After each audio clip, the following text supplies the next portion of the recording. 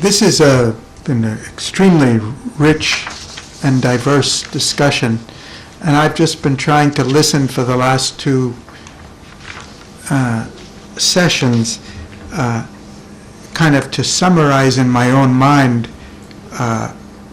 what I'm hearing about the emerging opportunities and potential. And listening to the discussion, I think I come with a much richer awareness than I came in at the beginning of this discussion, though I thought I had thought about a lot of it. So I thought it might be helpful just to summarize what these emerging opportunities are in general for the field of higher education today, and then tomorrow we'll talk about what our role might be in it. One of them, obvious, which has been talked about, is we have the possibility today of increasing accessibility to higher education far beyond not only the need, but we do also have an instrumentation that makes it more possible than it has been before, and that implies also reducing the cost in order to reach more people more equitably. That, I think, is well recognized. Secondly, there is the possibility, not necessarily the actuality, but I think there is the possibility of also increasing the quality of education. And that may take place in a number of ways. I forget, one of you referred earlier in the discussion, I can't remember who, about once you get education, even part of the education online, you do something that is not normally done in higher education, and that is you create a public standard of expectation of what a quality delivery of education would be on a subject. It's no longer 20 or 40, 50 students in a lecture hall. Suddenly you've got a possibility of public viewing, even public evaluation of the quality, and that certainly is going to create a greater awareness of what would be a world-class delivery of education on a particular subject. You also have the possibility of making available the best quality lecturers. I'm not trying to equate that with education, but in different languages all over the world. And I mentioned in our earlier meetings, in India, where you've got 40% vacancy rate among faculty, and they're struggling to fill all of those positions, even with mediocre people of mediocre capacity, the capacity to augment, supplement what's done in the classroom with world-class quality certainly is an opportunity. Ishmael may have enjoyed this. My wife did an MPhil in India, in South India, and she took a course on, I don't remember which course it was, but when they were talking about geography of the Middle East, her professor, full professor, mentioned that Nile River in Iran, and when she kind of, sir, I think you mean Egypt. Please don't interrupt me when I'm talking. And I mean, we may be having Harvard and Berkeley or Stanford in mind when we're talking today, but we have to realize the realities all over the world. And that was one of the better universities in India where the river had moved. So quality, definitely there are opportunities, and it's worth fully exploring what those are. Third, I think Ishmael referred to it, and maybe others, there's an opportunity to change the role of the instructor so that, and I think, I'm not a university professor, but I'm sure many professors also would like more opportunity to interact with the students and not just be doing this rote delivery of information which is required in the course. And now the technology does make possible flipping the role so that not only students can learn more, but faculty can be involved more creatively and interactively with students. How far that will happen, we'll see. There's also an opportunity for expanding the range of educators both because knowledge can come into the system from outside, from other organizations like David's or Green Cross or any other organization. There's a possibility of feeding backward into the educational system, I think, much more than before, knowledge from other parts of the society, because you could directly reach students through online education, through the MOOCs or other platforms or edX or whatever it may be. You need not penetrate into the faculty of an existing university in every case in order to have that entry. Certainly that's going to create some possibilities. It also makes possible utilizing the capabilities of experienced, even retired teachers who are now pushed out of the system, but who have a rich experience and sometimes great capacities which the society's not fully using. Whether they're going to use it in a local university or use it for educating the world, there are more opportunities. I think Ishmael's point about that there's been a rich discussion on the importance of critical thinking. I think David mentioned it, but Ishmael's idea of the flipped classroom, how that could really help change the educational experience and separate out the acquisition of information from the actual interaction, is exciting in itself and very important. Transdisciplinarity, I think the point has been well taken that there are structural impediments, structural rigidity that has prevented this or discouraged this. I mean, there was interdisciplinary courses at Berkeley 50 years ago when I was there, but they never could penetrate for several reasons. Ishmael mentioned several of them.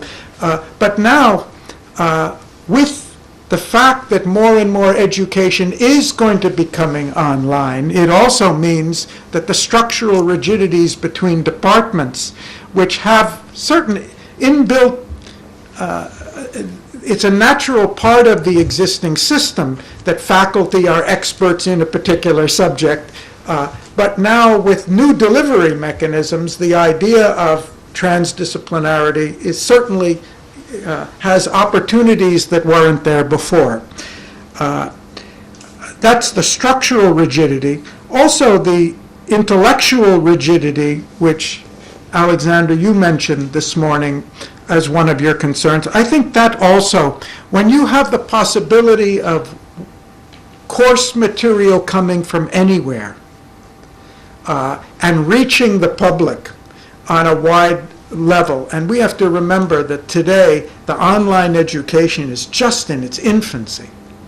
I mean, it's millions of people, but it's just scratching the surface. It's hard for us to imagine, but I don't think it would be unrealistic to think that in another 10 years or 20 years, that 50% of the educational content, or maybe more, maybe 75% of it, is being delivered through these new mechanisms. And so there's an opening that's never been there before, which is going to challenge the intellectual rigidity that tends to be built up. I mean, you can have a specialized department on a particular subject at a particular university, but when your students have access to the same subject from anywhere in the world, you can't have the same complacency. You have to be able to defend yourself against or be receptive to other thinking on the same subject from anywhere in the world, because the students are going to have access to that. Interactivity has been mentioned, and the fact that I think we all know that most of us learn most when we try to communicate with others and share our ideas with others, or when we have a responsibility to communicate to others and teach others. And certainly the flipped classroom and other methods that are being developed now for interactivity to compensate for the fact that an online education is not interpersonal, There's a lot of new and innovative efforts being made to try to increase the interactivity between students. Some of the experiments we had that discussed at the Berkeley conference, where students are teaching each other and being evaluated by the other students, and that's being taken into account by their instructors in their final evaluation at all. So learning becoming more active. Customization, or what Ishmael called modularization, more individualization of the curriculum is certainly going to be possible than it has been in the past. Increasing flexibility of the learning experience. I was thinking in this of engaging different senses. We all learn different ways. Some people learn more by listening, some more by reading, some of us more by visually, and now with the possibility of using many different types, not just the lecture, but many different types of formats for delivering knowledge is certainly going to have an impact. Shifting the focus to learning about learning, which several of you mentioned already. One of the most interesting things we learned when we were going around Silicon Valley prior to the conference at Berkeley was how much the online education is compelling the universities to start thinking about what learning is all about. And there's been a lot of research just stimulated in the last 3-5 years within Berkeley, Stanford, Duke, Carnegie Mellon, and others to try to understand how their students learn. For a long time, it was assumed that learning was just a question of, well, if they listen to us long enough, they'll learn. Now they're questioning about what is the most effective way for learning. That question has been raised, and I expect it's going to be more and more in future. Continuing education. Which Ishmael mentioned in his article. With more of it getting online, it also means there's greater access to knowledge from a distance or when you can use it, which means that it's more practical for people to continue their education. And I don't remember the data, but most of the data I've seen on who are taking the MOOCs shows that a large percentage of these people have actually finished their degrees, and a lot of them are already in employment, and they want to keep going and raising their skill levels beyond that. So a continuing education is more possible. Increasing the relevance of higher education to social needs.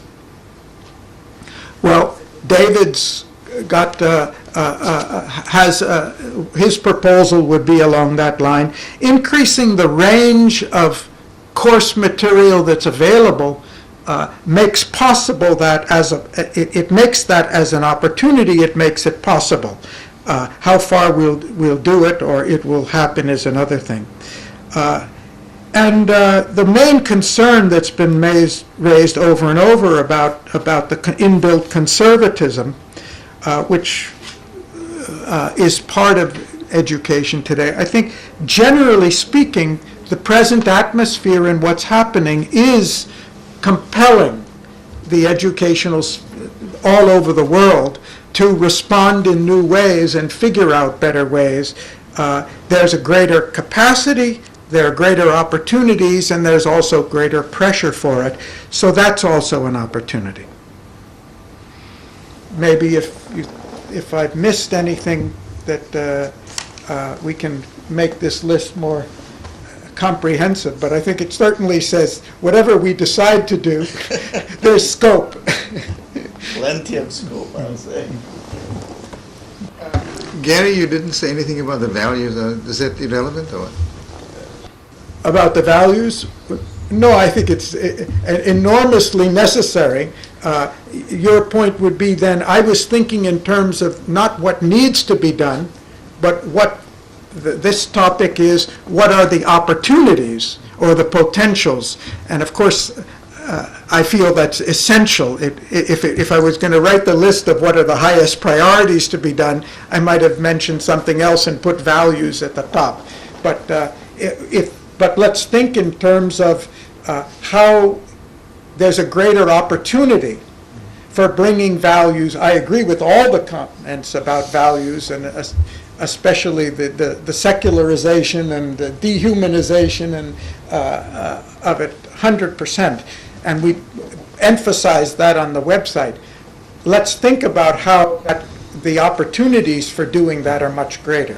Well, Dr. Kriegler's suggestion about the question of nuclear abolition and human survival is replete with values. So Absolutely. values can come in You're a right. concrete Absolutely.